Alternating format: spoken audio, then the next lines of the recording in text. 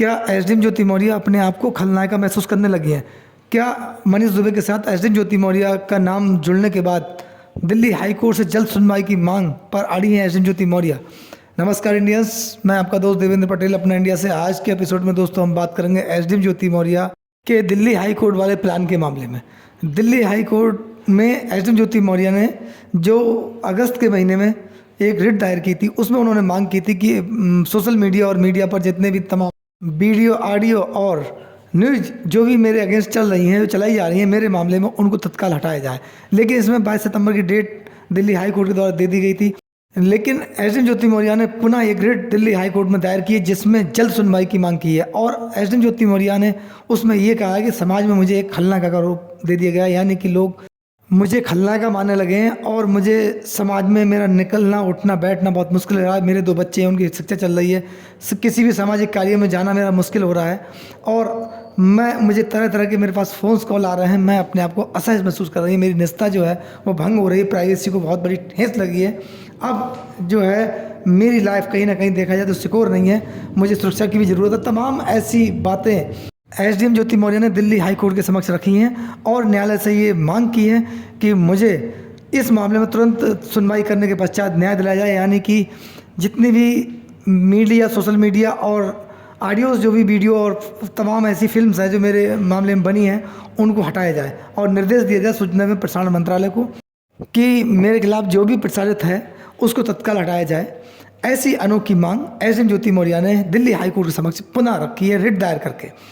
अब एसडीएम ज्योति मौर्य इस मामले में बहुत जल्द सुनवाई चाहती हैं। एसडीएम ज्योति मौर्य ये रिट उन्होंने पिछले सप्ते दिल्ली हाई कोर्ट के समक्ष रखी है और इसमें प्रमुखता से मांग की, जिस पर दिल्ली हाई कोर्ट ने सूचना एवं प्रसारण मंत्रालय को नोटिस भेजा है और केंद्र सरकार को भी एक नोटिस भेजा है, जिसमें केंद्र सरकार से जवाब मांगा गया है।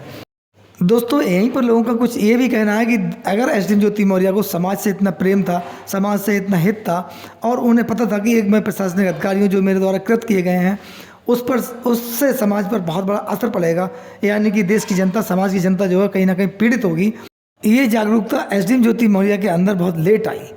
एसडीएम ज्योति मौर्य को ये एहसास नहीं था कि मैं जो कृत कर रही हूँ, जो मेरे द्वारा कृत किए गए हैं, मनीष दुबे के साथ जो मेरे अवैध प्रेम प्रसंग के जो मुझ पर आरोप लगे हैं, अवैध धन वसूली के आरोप लगे हैं, अवैध संपत्ति अर्जित करने के आरोप लगे हैं, ये आरोप कहीं ना कहीं देश हित और जनता हित में नहीं है, समाज हित में नहीं है, क्योंकि मैं एक प्रशासनिक अधिकारी हूँ। अगर मुझ पर ऐसे आरोप लगेंगे जो कि एसडीएम ज्योति मौर्य के पति आलोक मौर्य द्वारा लगाए गए हैं, वह आरोप बहुत ही गंभीर आरोप है, जिससे पार पाना एसडीएम ज्योति मौर्य के लिए मुश्किल साबित हो रहा है। क्योंकि इसमें जो जांच कमेटी ने रिपोर्ट भेजी थी आलोक मौर्य की शिकायत वापस होने के बाद, उसमें कमिश्नर को रिपोर्ट सौंपते हुए जांच कमेटी ने स्पष्ट लिखा था कि इसमें शिकायतकर्ता द्वारा शिकायत वापस ले ली गई है। अब शासन चाहे अपने स्तर से इस मामले पर जांच करा सकता है। उसके तुरंत बाद एसडीएम ज्योति मौर्य ने दिल्ली हाई कोर्ट का रुख किया था और दिल्ली हाई कोर्ट जाकर उन्होंने अपने खिलाफ जितनी भी सूचनाएं थी, जितनी भी मीडिया में उनके खिलाफ न्यूज़ थी, तमाम वीडियोज़, ऑडियोज़ और गाने तमाम जो थे, उन पर रोक लगाने की मांग की, यानी कि हटाने की सीधे सीधे मांग की थी। दोस्तों, यहाँ पर एक प्रश्न बना है दोबारा एसडीएम ज्योति मौर्य के द्वारा, जब दिल्ली हाई कोर्ट के समक्ष पुनः रिट दाखिल की गई पिछले सप्ते। इससे ये क्लियर हो गया कि एसडीएम ज्योति मौर्य का जो कृत है, एसडीएम ज्योति मौर्य अपने आप को असहज महसूस करने लगी हैं।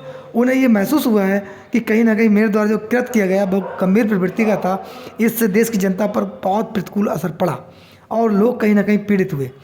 और एसडीएम ज्योति मौर्य के जो अधिवक्ता हैं, उनका भी एक बयान है कि देश के लोग, देश की महिलाएं कहीं ना कहीं उत्तर प्रदेश विशेषकर और बिहार में बहुत प्रताड़ित हुई। एसडीएम ज्योति मौर्य पर जो आरोप लगे उनके पति के द्वारा लगाए गए थे, इस वजह से उनका सीधे सीधे एक मीडिया साक्षात्कार में उनका स्टेटमेंट है। इससे देश में क्या संदेश गया दोस्तों? या आलोक मौर्य गलत थे, आलोक मौर्य के द्वारा जो आरोप लगाए गए थे वो गलत थे, या फिर कहीं ना कहीं एसडीएम ज्योति मौर्य गलत थे? इसकी सत्यता, इस पूरे प्रकरण की सत्यता देश की जनता के सामने आनी चाहिए थी। जो दोषी था उसके खिलाफ कार्रवाई होनी चाहिए थी। लेकिन एसडीएम ज्योति मौर्य का एक दिल्ली हाई कोर्ट जाना, एसडीएम ज्योति मौर्य का पुनः रिट दाखिल करना कि इस पर अतिशीघ्र सुनवाई हो, ऐसी अनोखी मांग एसडीएम ज्योति मौर्य की दिल्ली हाई कोर्ट से पुनः रिट दाखिल करके अपनी मांग करना, ये लोगों की समझ से परे है। दोस्तों, लोगों का यहाँ पर कहना है क्या मीडिया संस्थान एसडीएम ज्योति मौर्य के हिसाब से चलेंगे या मीडिया में कोई बात वो प्रसारित नहीं होगी जो एस एन ज्योति मौर्य को गलत लगती हो, एस एन ज्योति मौर्य के पक्ष में ना हो। महिला विकास मंच की अध्यक्ष बीना मानवी ने एस एन ज्योति मौर्य के पक्ष में काफ़ी अपने स्टेटमेंट दिए, काफ़ी बातें कहीं, वो एस एन ज्योति मौर्य को सूट करने लगी। एस एन ज्योति मौर्य कहीं ना कहीं उनसे सहज थी, अपने आप को खुश महसूस कर रही थी। आलोक मौर्य पर जो आरोप लगाए बीना मानवी के द्वारा वो कहीं ना कहीं ठीक थे। या मनीष दुबे को क्लीन चिट दी, उन्होंने कहा सीधे 1-2 दिन की फ्रेंडशिप थी, 1-2-4 महीने की थी, ऐसा कोई बात नहीं थी। क्या उनके पास कोई मानक है? क्या बीना मानवी के पास कोई एविडेंस है?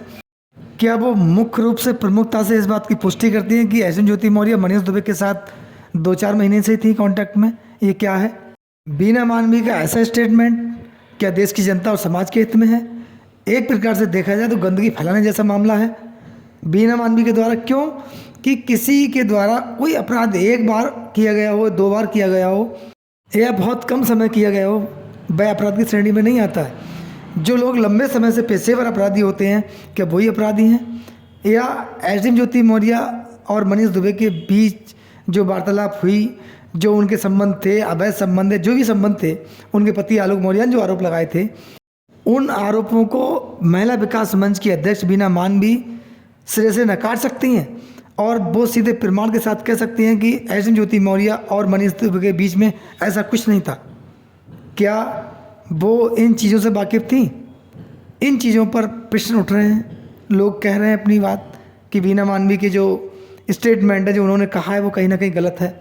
इससे समाज में भ्रम की स्थिति पैदा हो रही है और दोषियों के खिलाफ कार्रवाई होगी नहीं होगी, कौन दोषी है कौन आरोपी है, ये जांच कमेटी या जांच अधिकारी ही इसको सिद्ध कर सकते हैं। जांच उपरांत ही जो कुछ भी हो सकता है। लेकिन बीना मानवी को एकाएक ही कह देना कि एस एन ज्योति मौर्य ने कोई कृत्य नहीं किया है, इसका लिखित प्रमाण बीना मानवी दे सकते हैं कि एस एन ज्योति मौर्य ने अपने सर्विस काल में किसी भी प्रकार का कोई भ्रष्टाचार नहीं किया है, एक भी रुपये बतौर भ्रष्टाचार के रूप में नहीं लिया है। मेरे हिसाब से बीना मानवी को ये कहना बहुत ही मुश्किल होगा। दूसरी बात दोस्तों, ये एस एन ज्योति मौर्य कहीं ना कहीं घबराहट में क्यों है? उन्हें कहीं ना कहीं क्या महसूस हो रहा है? बार बार दिल्ली हाई कोर्ट के अंदर रिट दाखिल कर रही हैं कि मुझे मेरे मामले में बहुत जल्दी सुन लिया जाए, मैं समाज के सामने खलनायिका साबित हो गई हूँ। क्या एस एन ज्योति मौर्य वास्तविकता के रूप में खलनायिका हैं समाज की? उनके द्वारा लोग कहीं ना कहीं पीड़ित हुए हैं, उनकी वजह से लोग पीड़ित हुए हैं, उनके जो कृत्य हैं उनकी वजह से लोग दुखी हुए हैं, समाज में गलत संदेश गया है, पद की गरिमा को क्षति पहुंची है। ये तमाम ऐसे प्रश्न हैं जिनके जवाब एस एन ज्योति मौर्य को देना मुश्किल होंगे। दोस्तों, कुछ जानकारों का ये कहना है कि अगर एस एन ज्योति मौर्य और मनीष दुबे मामले में निष्पक्ष रूप से जांच हो जाए तब ये दोनों सलाखों के पीछे होंगे और ये अपने पद से बर्खास्त हो सकते हैं, क्योंकि इनके खिलाफ पर्याप्त सबूत हैं। दोस्तों, इस मामले में आपका क्या कहना है, आपकी क्या राय है? अपनी राय कमेंट्स बॉक्स में हमें जरूर दें और आपके लाइक्स हमारे लिए प्रेरणा स्रोत होते हैं। आपके प्यार और सहयोग के लिए बहुत बहुत धन्यवाद। नमस्कार, जय हिंद, जय भारत।